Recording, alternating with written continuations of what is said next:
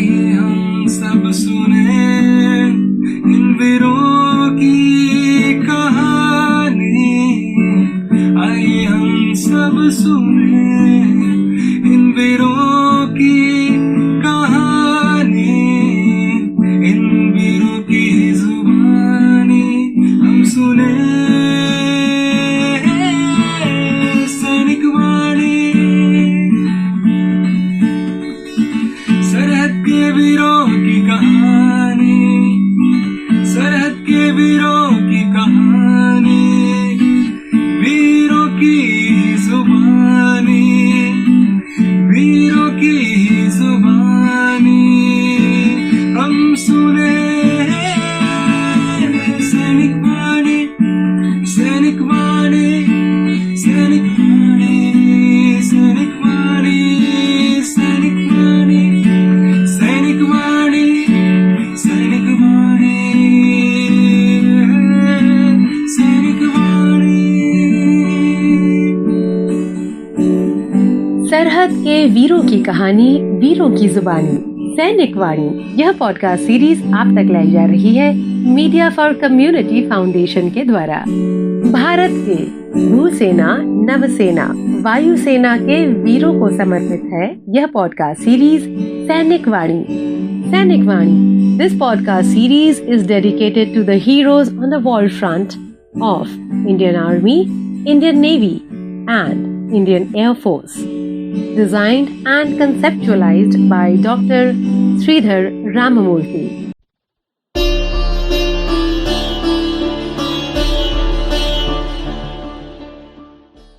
नमस्कार। रामलाल आनंद महाविद्यालय दिल्ली विश्वविद्यालय का अपना सामुदायिक रेडियो तरंग 90.0 FM एवं मीडिया फॉर कम्युनिटी फाउंडेशन प्रस्तुत करते हैं आज का एक खास कार्यक्रम कारगिल विजय दिवस पर आधारित है। आज के दिन को कारगिल विजय दिवस के रूप में मनाया जाता है। आज का ये दिन हमारे देश के लिए बेहद खास और गर्व से भरा हुआ है। आज हम कारगिल विजय दिवस मना रहे हैं, वो दिन जब हमारे वीर जवानों ने अदम्य साहस, वीरता और आत्मसमर्पण का अद्भुत परिचय दिया। यह वह दिन है जब हमारे सपूतों ने दुश्मनों को परास्त कर हमारी मातृभूमि की पवित्रता और अखंडता को सुरक्षित रखा। 1999 की वह गर्मियों की रातें जब हमारी सेना के जवान विषम परिस्थितियों में ऊंचे ऊंचे पहाड़ों पर बर्फ से ढके क्षेत्रों में अपने प्राणों की परवाह किए बिना देश की रक्षा में डटे रहे। यह उनकी अथक मेहनत, अडिग हौसले और अपार देशभक्ति का परिणाम था जब हमने कारगिल की ऊंचाइयों को फिर से अपने कब्जे में किया। आज के दिन हम उन सभी शहीदों को नमन करते हैं जिन्होंने अपने प्राणों की आहुति दी और साथ ही उन वीर जवानों को सलाम करते हैं जिन्होंने अपने अदम्य साहस से विजय की कहानी लिखी। कारगिल विजय दिवस हमें याद दिलाता है कि जब भी हमारी मातृभूमि की रक्षा की बात आती है तो हमारे वीर जवान हमेशा तत्पर रहते हैं, चाहे हालात कैसे भी हों। और आज इस कार्यक्रम में हमारे साथ जुड़े हैं कारगिल युद्ध के परम योद्धा और परमवीर चक्र से सम्मानित सूबेदार मेजर और सम्मानित कैप्टन योगेंद्र सिंह यादव। उनसे बात कर रही हैं हमारी सहयोगी सिमरन।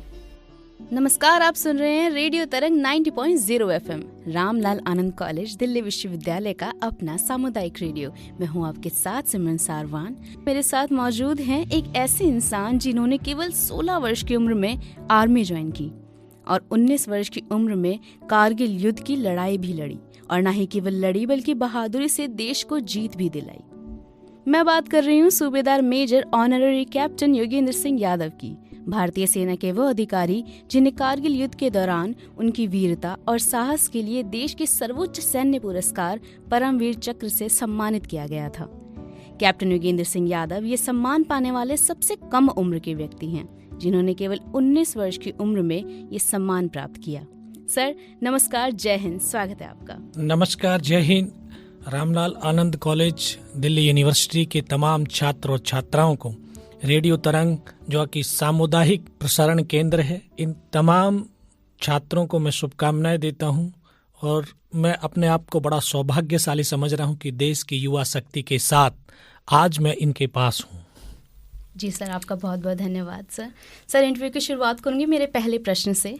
सर, आपने सेना में जब आप भर्ती हुए थे तो आपकी उम्र थी लगभग 16 साल 5 महीने।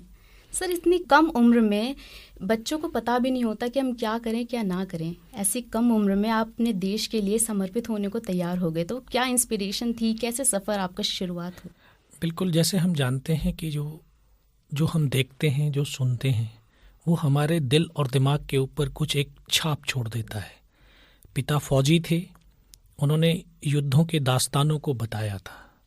फिर स्कूल के अंदर किताबों में पढ़ा था कि एक हिंदुस्तान का अकेला सैनिक 8-8 पैटर्न टैंकों को ध्वस्त करता है, 9वें पे निशाना लगाते लगाते माँ भारती की गोद में सो जाता है।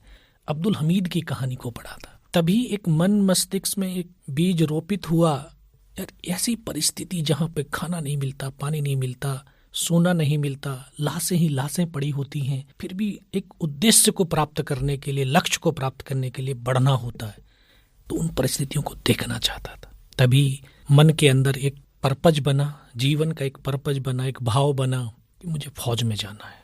जो हम सपनों को देखते हैं लेकिन जीते नहीं हैं, जब हम अवचेतन मस्तिष्क में अपनी उस भाव को जीना शुरू करते हैं, तो जब जिया जाता है तो सोल से जिया जाता है। सोल तो इस अल्लाह वाहिगुरु और परमात्मा का अंश होती है। जब आपके सपनों में भगवान शामिल हो गया तो सपने को साकार होने से दुनिया की कोई ताकत नहीं रोक सकती। तभी तो 11th पास करते ही 12th में आया था और 16 साल 5 महीने की अवस्था में फौज में भर्ती हुआ। तो ये कारण था। सर, आप 1996 में आपने सेना में भर्ती हुए। सर, 5 मई 1999 को आपकी शादी हुई। उसके कुछ ही समय बाद आपको जंग के लिए जाना पड़ा। सर, कैसी परिस्थितियां थी, कैसे आपने बैलेंस बनाया अपनी फैमिली और जिम्मेदारी के बीच? बिल्कुल, देखिए, जब वर्दी पहन ली तो सबसे पहले जिम्मेदारी देश की रक्षा और सुरक्षा की है। शादी हुई, लेकिन फर्स्ट नाइट को ही ये आभास हो गया, एहसास हो गया कि कुछ तो हो गया है। वो एक ऐसा दृश्य मुझे दिखाई दिया कि हमारे तिरंगे को लेकर के कोई लोग भाग रहे हैं, हमारे सैनिक पीछे चल रहे हैं, उनको गोलियां लग रही हैं, छलनी हो रही हैं, रक्त बह रहा है, लेकिन वो तिरंगे को नहीं छोड़ रहे हैं। ये बात अपने घर वालों को जब बताई, उनको यकीन ही नहीं हुआ। वो कहने लगे, नहीं, कश्मीर में पोस्टिंग है, वहाँ के माहौल को में रहता है तो वो माहौल ही आपको दिखाई दिया होगा। लेकिन अंदर से बेचैन था कि कुछ तो हुआ है। देश की रक्षा पहली जिम्मेदारी है और उस जिम्मेदारी को निभाने के लिए मैं 19 मई को निकल गया था घर से, और ये आभास जो दृश्य दिखाई दिया उसकी सत्यता 20 तारीख को जब जम्मू ट्रांजिट कैंप में पहुंचा, पता चल गया कि कारगिल युद्ध शुरू हो। तो सर, इस युद्ध में आपकी कितनी बड़ी भूमिका रही, आपकी क्या भूमिका रही सर, वो जानना चाहेंगे। उन 5 रुपए के सिक्कों ने जब आपका साथ दिया, देश का साहस जुटाने में आपका साथ दिया, देश को बचाने में, कैसे वो 5 रुपए के सिक्कों ने भी आपका साथ दिया, तो वो कहानी हम जानना चाहेंगे सर। बिल्कुल, ये 5 रुपए के सिक्के नहीं, शायद वो भारत माँ का वो ऐसी शक्ति थी जिसकी बदौलत आज मैं आपके सामने बैठा हूँ। व्यक्ति की पहचान किसी ओहदे या रैंक से नहीं बनती है, व्यक्ति की पहचान उसके कर्म से होती है। मैं कोई विशेष शक्ति लेकर के तो धरती पर पैदा नहीं हुआ। आप लोगों की तरह एक माँ के गर्भ से पैदा हुआ एक किसान और जवान का बेटा हूँ। लड़ाई जब शुरू हुई तो पहले तोलोलिंग टॉप के ऊपर हमने 22 दिन तक युद्ध लड़ा था। उस 22 दिन के दौरान हमने अपने 2 ऑफिसर, 2 जूनियर कमीशन ऑफिसर और 21 जवानों को खोया। तब जाकर के हिंदुस्तान की सेना को पहली सफलता के रूप में वो तोलोलिंग टॉप पुनः प्राप्त हुआ। तो उस लड़ाई से, क्योंकि हमारी 15 जवानों की एक टीम जिसका काम था फॉरवर्ड में लड़ रहे जवानों को राशन और अम्निशन पहुंचाना, तो 3 हम ऐसे जवान सुबह 5:30 बजे सामान को लेकर के चलते थे, रात को 2:30 बजे ऊपर पहुंचते थे, 2 घंटे में नीचे भी आते थे। उसी काम से हमारी तीनों जवानों की पहचान बनी कि तीनों सैनिक फिजिकल और मेंटल बहुत स्ट्रांग हैं, इनको कमांडो टीम के अंदर शामिल किया जाए। वही कमांडो टीम जो हमें दूसरा टास्क मिला टाइगर हिल, उसको फतेह करने का। इसकी ऊंचाई लगभग 16,500 फीट, बर्फ ही बर्फ थी, ऑक्सीजन नहीं थी। दुश्मन इतनी भारी तादाद में बैठा था, उसने कभी सपने में भी नहीं सोचा था कि हम यहाँ से वापस जाएंगे। लेकिन भूल गए ये हिंदुस्तान की मिट्टी है और इस मिट्टी में तो सिंगनिया और शेर पैदा होते हैं। -20 डिग्री टेम्परेचर, मई और जून का महीना, जब मध्य भारत गर्मी से तपता है, तब चेहरे से खून टपकते हुए ये हिंदुस्तान के सैनिक कंधे से कंधा और कदम से कदम मिला करके और टाइगर हिल टॉप पर चढ़े। 2 रात और 1 दिन का समय लगा। तीसरी रात का वो मंजर मुझे आज भी याद है। ऐसा लगता है शायद वो कल की ही बात है। 24 साल हो गई, 25वीं साल अभी हम 26 जुलाई को मनाने वाले हैं। सुबह का वक्त होने वाला था। बिल्कुल 90 डिग्री की चट्टान जिस पर चढ़ना असंभव सा प्रतीत हो रहा। तो तब रस्सियों के सहारे हमने चढ़ना शुरू किया। दुश्मन ने फायर खोल दिया। केवल हम 7 जवान ऊपर चढ़ पाए 21 जवानों में से। ऊपर चढ़े, फिर दुश्मन के सामने बंकर, 7 जवानों ने अंधाधुंध फायरिंग किया। उसमें बैठे हुए तमाम पाकिस्तानी सैनिकों को मौत के घाट उतारा। फिर देखा टॉप तो वहां से 50-60 मीटर और दूर था। वहां उनकी एक कंपनी का डिप्लॉयमेंट, एक कंपनी की स्ट्रेंथ 150, हम केवल 7, लेकिन बिना डरे, बिना घबराहट के हम उनके साथ लड़ते रहे। फिर ऐसी परिस्थिति भी आई कि एक कदम आगे रखते हैं तब भी मौत है और एक कदम पीछे रखते हैं तब भी मौत है। लेकिन मैं नमन करता हूँ इस देश की माँओं को, जो अपने बेटे और बेटियों को संस्कार स्वरूप कहती हैं कि सीने का दूध पिलाया है, सीने पर गोली खाना, कभी पीठ पर गोली मत खाना। आज ये हिंदुस्तान के बेटे और बेटियां सीमा पर खड़े होकर के सीने पर गोलियां खाते हैं। मैं नौजवानों आपसे कहना चाहूँगा कि भविष्य में अगर किसी सैनिक का पार्थिव शरीर देखने का सौभाग्य मिले तो उसके कफन तिरंगे को हटा करके देखना, सीने पर गोलियों के निशान मिलेंगे, पीठ पर आपको एक भी निशान मिलने वाला नहीं है। लड़ते रहे और फिर वो पल, वो दृश्य भी आए जो आज तक शायद आपने फिल्मों के अंदर देखा होगा कि गर्दनें कटती हैं और धड़ चलते हैं। मैंने उन पलों को देखा भी है, जिया भी है। मुझे वो पल आज भी याद है जब मैं सर से लेकर के पैर तक लहूलुहान, मेरा साथी मुझे फर्स्ट एड कर रहा है, उसको सर में गोली लग जाती है, सर पूरा निकल करके बाहर होता है। उसको हाथ पकड़ता हूँ, पुकारता हूँ, लेकिन एक शब्द तक नहीं आता है। मेरी बगल में से बैठा मेरा ट्रेनिंग का साथी गनेरियर अनंतराम, उसके मुख से आखिरी शब्द क्या ये निकलता, उसको सीने में गोलियां लगती हैं, फेफड़ों से खून की फुहारें छूट जाती हैं, मेरी गोद में आकर के लेट जाता है। एक साथी हेल्प के लिए आगे बढ़ता है, वहीं पर एक बम गिरता है, उसकी यहाँ से गर्दन कट करके जमीन पर गिर जाती है। बिना गर्दन के धड़ किस तरह से चलता है इसको शब्दों में बयान नहीं कर सकते। खून की फुहारें छूटती हुई वो धड़ 2 कदम तक चला, लेकिन गर्व है उस सैनिक के ऊपर कि बिना सर के भी वो धड़, उसके हाथों से राइफल नहीं छूटी थी और फिर वो जमीन पर गिर गया। एक और साथी आगे बढ़ा, फिर एक और बम वहां पर गिरता है, उसके दोनों हाथ दोनों पैर कट जाते हैं। शरीर से जब अंग कट करके जमीन पर गिरते हैं, किस तरह से उछलते हैं, तड़पते हैं, इनको शब्दों में बयां करना मुमकिन नहीं है। सबको देखता रहा, उनके बीच में पड़ा रहा। दुश्मनों को लगा कि सब मर चुके हैं। फिर उन्होंने रीचेक करने लगे, आकर के एक एक को गोलियां मारते हैं तो बॉडियां ऐसे उछलती थी ऊपर की तरफ। तो जब उसने फर्स्ट में यहाँ पे गोली मारी, फिर पैर में गोली मारी, मैं देख रहा हूँ कि धुआं निकल रहा है, लेकिन उस गोली की पीड़ा को चुपचाप बड़ा सहता रहा। आज एहसास होता है कि उसको कैसे, हम सबके पास में 4 प्रकार की शक्तियाँ एक साथ होती हैं। आपकी फिजिकल स्ट्रेंथ है, आपकी मेंटल स्ट्रेंथ है, आपकी एजुकेशनल स्ट्रेंथ है और आपकी स्पिरिचुअल स्ट्रेंथ। ये एनर्जी है, और जब ये एनर्जी एक साथ एकजुट हो जाती है, एक सूत्र में बंध जाती है, तो जो हमारे जीवन के उद्देश्य का जो परफॉर्मेंस है, मैं बच्चों को बताता हूँ जीवन में 3P का फॉर्मूला जरूर अपनाएं। पहला P पर्पज, मैं पढ़ रहा हूँ, क्यों पढ़ रहा हूँ, किस लिए पढ़ रहा हूँ। डॉक्टर बनना है तो किस लिए बनना है, इंजीनियर बनना है तो किस लिए बनना है, फोटोग्राफर बनना है तो किस लिए बनना है। यानी जब तक हमें अपना जीवन का पर्पज मालूम नहीं होगा तब तक हमें पैशन नहीं आएगा। दूसरा P पैशन, और जब पैशन आता है तो ये चारों शक्तियां एक साथ एकत्रित हो जाती हैं, तो आपके जो परफॉर्मेंस है, तीसरा P परफॉर्मेंस, उसकी सीमा कितनी उच्च जा सकती है ये हम कल्पना नहीं कर सकते। तो उसी परफॉर्मेंस और पैशन की बदौलत मैं उस गोली की पीड़ा को सह पाया। उनको यकीन हो गया कि कोई जिंदा ही नहीं है। फिर उन्होंने बहुत अमानवीय क्रूरताएं करी, पत्थर मारे, गालियां दी, बूट की ठोकरें मारी, सब कुछ पड़ा, सहता रहा, देखता रहा। फिर लास्ट में दोबारा से गोलियां मारने लगे, हथियार उठाने लगे।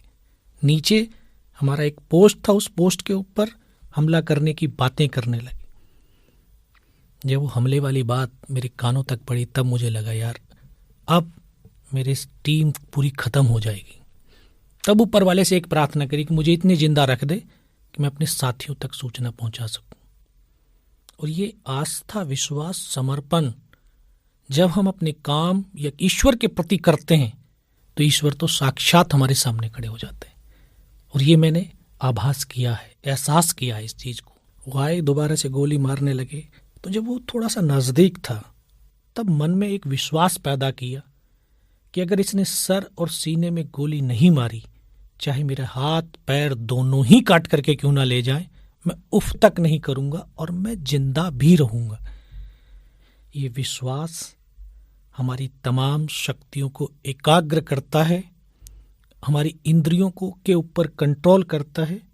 और हमने ये चीज़ें देखी हैं, महाभारत हमने सबने देखी है, पढ़ी भी है। पितामह भीष्म ने प्रतिज्ञा ही तो की थी, तभी तो उन्होंने अपनी मौत को भी अपनी मुट्ठी में बांध लिया था।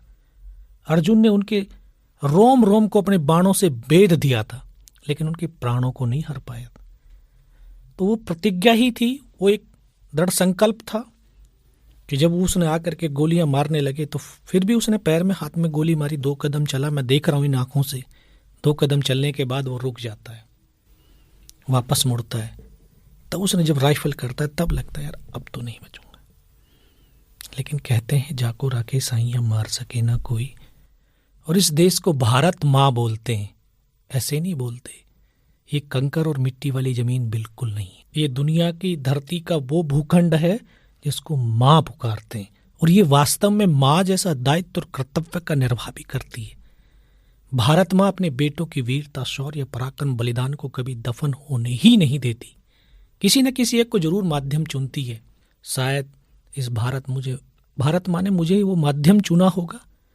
तभी तो जब उसने गोली चलाई तो यहाँ पे पर्स रखा था, क्योंकि पूरी पैंट फट गई थी चलते चलते।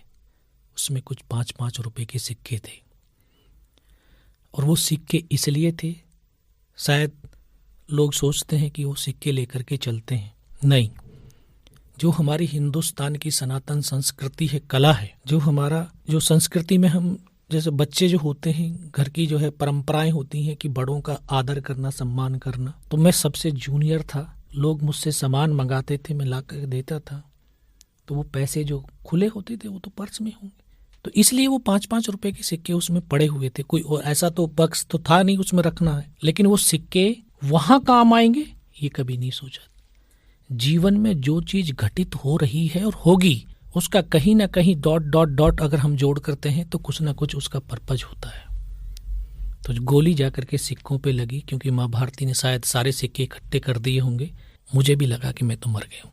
लेकिन अगले ही पल जब पाकिस्तान का दूसरा जवान हथियार उठाने के लिए आया तो उसका पैर मेरे पैर से टकराया। तब मुझे एकदम से चेतना ही लगा, यार मैं तो जिंदा हूँ। तब एक अंतर्मन से आवाज है कि योगेंद्र अभी तक नहीं मरा तो अब मरेगा भी। मेरे पास एक हैंड ग्रेनेड था, अपने हैंड ग्रेनेड से उसके ऊपर हमला किया। उसका यहाँ से पूरा सर फटा, हमारे ऊपर आकर के गिरा।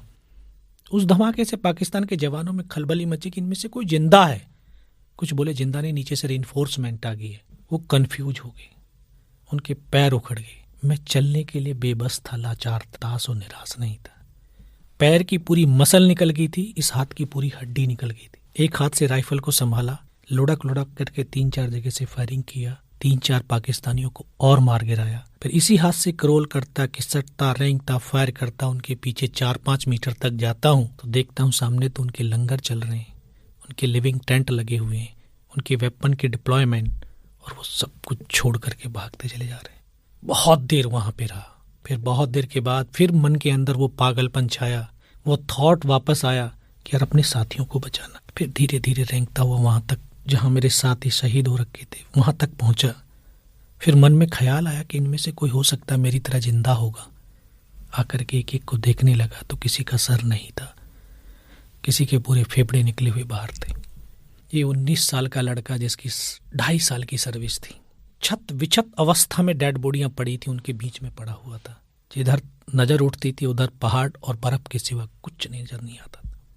तब एक एक को देख करके गोद में रख करके बहुत देर रोया। कहते हैं जब हम रोते हैं तो हम अपने आप से कनेक्ट होते हैं। हम क्या हैं? हम एक बॉडी नहीं है, शरीर नहीं है, हम एक सोल है। और जब हम अपने आप से कनेक्ट होते हैं तो अपने आप को बहुत हल्का फील करते हैं। और आज हम अपने आप को बहुत भारी फील करते हैं क्योंकि हम अपने आप से कनेक्ट नहीं है, बाहर की दुनिया से कनेक्टेड है। मैं रोता रोता शायद अपने आप से कनेक्ट हुआ। जब अपने आप से कनेक्ट हुआ तो अपने परमात्मा से कनेक्ट हुआ। परमात्मा से कनेक्ट हुआ तो सुदर्शन चक्रधारी से कनेक्ट हो गया। तुरंत आवाज आई, योगेंद्र इस नाले से नीचे की तरफ चला जा। क्योंकि मुझे नहीं मालूम था किधर हिंदुस्तान है किधर पाकिस्तान है, कोई जानकारी नहीं थी। रात का सहारा लेकर के ऊपर चढ़ रहे थे। फिर उसी आवाज की बदौलत, क्योंकि मन जो हमारा होता है ये हमें एक जगह स्थिर नहीं रखता, भ्रमित करता, हमेशा भ्रमित करता है। तो इसने मन ने पूरी चेतना को ला करके पीड़ा पे इकट्ठा कर दिया, दिखा दिया, एहसास कराया यार यहाँ बहुत दर्द हो रहा है। क्योंकि हड्डियां आपस में जो टुकड़े हो रखे थे वो आपस में टकराती, असहनीय पीड़ा होने लगी। इस हाथ को ऐसे बांधने की चेष्टा करने लगा, बंध नहीं रहा था। तोड़ने की कोशिश करी, टूटा नहीं, उठा करके पीछे कमर पे फेंका, बेल्ट में फंसाया। लेकिन हम जब एक बार परमात्मा से कनेक्ट हो जाते हैं तो वो डिस्कनेक्ट नहीं होने देता। कहीं डिस्कनेक्ट हो रहा है, फिर दोबारा से आवाज आई, योगेंद्र बेटे इस नाले से नीचे की तरफ चला जा। फिर उस 500 मीटर उस टाइगर हिल की पहाड़ी पर लुढ़कता हुआ नीचे आया। अपने जवानों को इन्फॉर्म किया, अपने कमांडर्स को इन्फॉर्म किया कि सर इस तरह की घटना हो चुकी है और ये अभी होने वाली। कमांडर ने भी मुझसे, जो मेरे कमांडिंग ऑफिसर थे कर्नल कुशाल चंद ठाकुर, उन्होंने कहा कि जवान की रिक्वायरमेंट क्या है बेटा, तू बता सकता है? मैं कहा हाँ साहब बता सकता। मैं कहा सर फील्ड पट्टी और अम्नीशंस की है, क्यों खाने के लिए पर्याप्त है, भूख ही नहीं लग। 72 घंटे से भी ज़्यादा का समय हो गया था। ये पार्ले जी वाला बिस्किट का पैकेट, एक बड्डी पेयर, आधा बिस्कुट का पैकेट खाया था, आधा तो बैलेंस था। और आज जो ये युवा नौजवान हैं, क्योंकि ये अवस्था ऐसी है, कितने नखरे वाली अवस्था है। हम जब घर जाते हैं मम्मी ने कुछ बनाया होता है, ये मेरे पसंद का नहीं है, ये मैं नहीं खाऊंगा, ये वो नहीं खाऊंगा। कहीं जाते हैं बाहर, थाली में अन्न को छोड़ करके आ जाते हैं, ये अच्छा नहीं है। आप उस अन्न का अनादर नहीं बल्कि इस भारत माँ का अनादर कर रहे हो, क्योंकि इसी के गर्भ से वो अन्न पैदा होता है। उस अन्नदाता का अनादर है जो पसीने को खून की तरह खेतों में बहा करके आपकी थाली में वो रोटी के रूप में आता है, और उसको हम इस तरह से करते हैं। इतना कहते कहते फिर डॉक्टर ने इंजेक्शन लगा दिया, फिर पता नहीं कहाँ पर हूँ। थोड़ा सा होश था जब, बस मन के अंदर एक ही भाव था, सांस चले या ना चले मेरा राष्ट्र चलना चाहिए। 3 दिन के बाद होश आया, देखा ऊपर पंखा चल रहा है, पता चला श्रीनगर हॉस्पिटल में हूँ। और वहीं पर मुझे सूचना मिली, उसी रात को दोबारा से हमला किया हमारी फौज ने और टाइगर हिल टॉप के ऊपर विजय पताका फहरा दिया। जी सर, इसी साहस और इसी पैशन की वजह से, इसी पैशन ने आपको मैदान में बनाए रखा और इसी पैशन की वजह से हम जंग जीत सके। तो सर वो क्या मोमेंट था, क्या बातचीत होती थी, आपके सैनिक साथी थे जंग से पहले, जंग के दौरान, थोड़े समय में क्या बातचीत होती होंगी? आपको क्या महसूस हुआ जब आपने अपने ही साथियों को शहीद होते देखा? बस ये था कि क्योंकि जो हमें एक ट्रेनिंग जीवन का ऐसा पार्ट्स होता है जो हमारे जीवन में एक डिसिप्लिन लेके आता है, जो एक त्याग की भावना से भर देता है। वो ट्रेनिंग हमें एक नई दिशा देती है और उस अनुशासित जीवन को जीने के लिए बाध्य करती है। जब हम अनुशासित होकर के जीवन को जीते हैं तो बहुत सारी फ्रीडम्स खत्म हो जाती हैं। तो वहाँ जब मैं देख रहा था कि एक एक साथी अपनी कर्तव्य पथ के ऊपर भारत माँ के आंचल को साफ करते हुए, अपने लहू की हर बूंदों को बहाते हुए खुशी खुशी अपने प्राणों को त्याग रहे हैं, तो इससे बड़ा सौभाग्य और क्या हो सकता था। तो मुझे भी कुछ लहू की बूंदें भारत माँ के आंचल को साफ करने के लिए बहाने का सौभाग्य प्राप्त हुआ था। और यही था कि बस एहसास था कि जो हमें टास्क मिला है, जो एक एम मिला है, उसको हर हाल में पूर्ण करना है। जी सर, आपको इतनी कम उम्र में आप द यंगेस्ट ऐसे रिसिपिएंट हैं जिन्हें परमवीर चक्र मिला। आप सिर्फ केवल 19 वर्ष के थे। सर क्या फीलिंग थी कि मैं अपने देश के लिए, मैंने अपने देश के लिए इतना संघर्ष किया और आज मुझे सम्मानित किया जा रहा है, उस वक्त क्या मोमेंट था वो? बिल्कुल, क्योंकि वो एक अलग खुशी थी और उसको जो है शब्दों में तो खैर बयां नहीं किया जा सकता है। और जो सैनिक जब युद्ध क्षेत्र में होता है या कहीं पर भी वो एक युद्ध लड़ता है, चाहे वो दुश्मनों के साथ, चाहे टेररिस्ट के साथ, चाहे आपदा प्रबंधन में, जो बहुत सारी जो आपदा प्रबंधन आती है, इसमें आपके फ्लड आ गया है, आपका भूकंप आ गया है, तो इस जब वो एक युद्ध है उसके लिए, वो युद्ध में जब लड़ रहा है तो युद्ध क्षेत्र में पहुंचा तो उसने कभी किसी फल की इच्छा नहीं करी। बस उसने सिर्फ ये देखा है कि मुझे जो काम मिला है मुझे हर हाल में वो पूर्ण करना है। उस कर्म का जो फल जो उसको मिलता है तो एक अनोखी खुशी होती है। कभी जीवन में सोचा भी नहीं था, बस इतना सोचा था कि युद्ध लड़ना है और दुश्मनों को मारना है। पढ़ते थे परमवीर चक्र, मेजर होशियार सिंह को ट्रेनिंग के दौरान देखा था।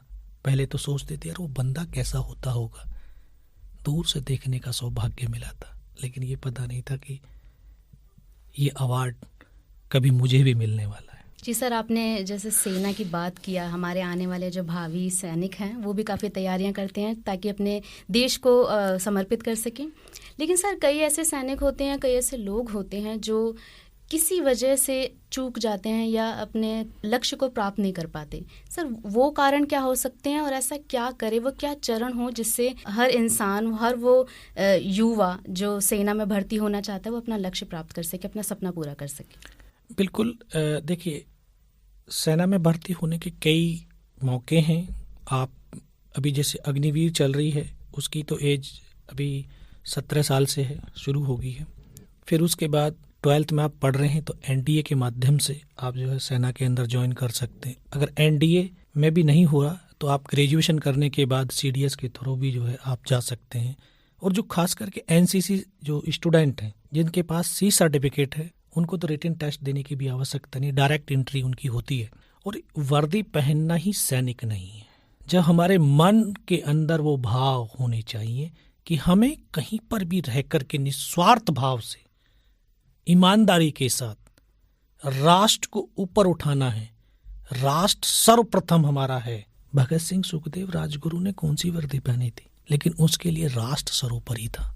और इसीलिए वो 21, 22, 23 साल की अवस्था में अपनी नौजवानी को इस राष्ट्र के ऊपर कुर्बान कर गए। तो वो भी तो एक सैनिक थे। तो सैनिक वर्दी से नहीं, मन से होता है। सर मैं मेरा इंटरव्यू आखिरी सवाल से ख़त्म करना चाहूँगी कि आप आखिर में हमारे जो सैनिक हैं देश के, हमारे देश के नागरिक हैं, उनको क्या हिदायत देना चाहेंगे, उनको क्या मैसेज पहुँचाना चाहेंगे? बिल्कुल, मैं नौजवानों से तो पहले ये कहना चाहूँगा कि मुझे वो पंक्तियाँ याद आती हैं जो दिनकर जी ने लिखी कि दो में से तुम्हें क्या चाहिए, ये तो तुम्हें फैसला करना पड़ेगा। दो में से तुम्हें क्या चाहिए, कलम या तलवार? मन में ऊंचे भाव की, तन में शक्ति विजय अपार। कि हमें अपने इस मन और तन से शक्ति के रूप में चलना है। और कलम से इतिहास लिखे जाते हैं, तलवारों से इतिहास रचे जाते हैं। आपने तलवार से इतिहास को रचना है या कलम से इतिहास को लिखना है, ये आपके ऊपर निर्भर करता है। पॉजिटिव एनर्जी में रहो, पॉजिटिव ऑरा बनाओ, पॉजिटिव एनर्जी में रहो, तो ये हमारी आत्मिक शक्ति को बढ़ाती है, पॉजिटिविटी।